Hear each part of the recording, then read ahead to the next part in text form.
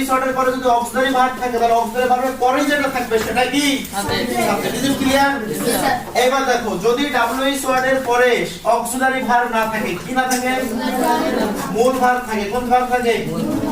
WH ওয়ার্ডের পরে যদি অক্সিলারি ভার্ব না থাকে মেইন ভার্ব আসে, তাহলে ওইখানে সাবজেক্ট তারপরেরটা নয়, সাবজেক্ট ওই ডাব্লিউএইচ ওয়ার্ডটা। বুঝতে পারলি? তাহলে শর্টকাটটা মনে থাকবে, ডাব্লিউএইচ ওয়ার্ডের পরে যদি অক্সিলারি ভার্ব থাকে তাহলে ওই অক্সিলারি ভার্বের পরেরটাই সাবজেক্ট, আর ডাব্লিউএইচ ওয়ার্ডের পরে যদি মেইন ভার্ব থাকে তাহলে ওই ডাব্লিউএইচ ওয়ার্ডটাই সাবজেক্ট। ক্লিয়ার? আর শর্টকাট বুঝাবো? যদি দেখো দুইটা ভার্ব আছে, কয়টা? দুইটা। কয়টা? দুইটা। তাহলে দুইটা ভার্বের মাঝখানে একটা সাবজেক্ট। Yes sir. বুঝতে পারলি?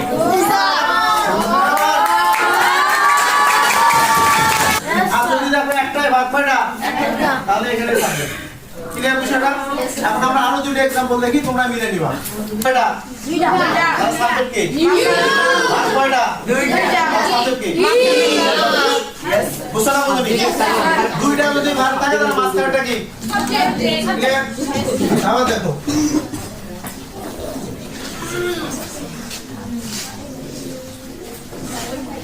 what happens? তাহলে সাবজেক্ট কি?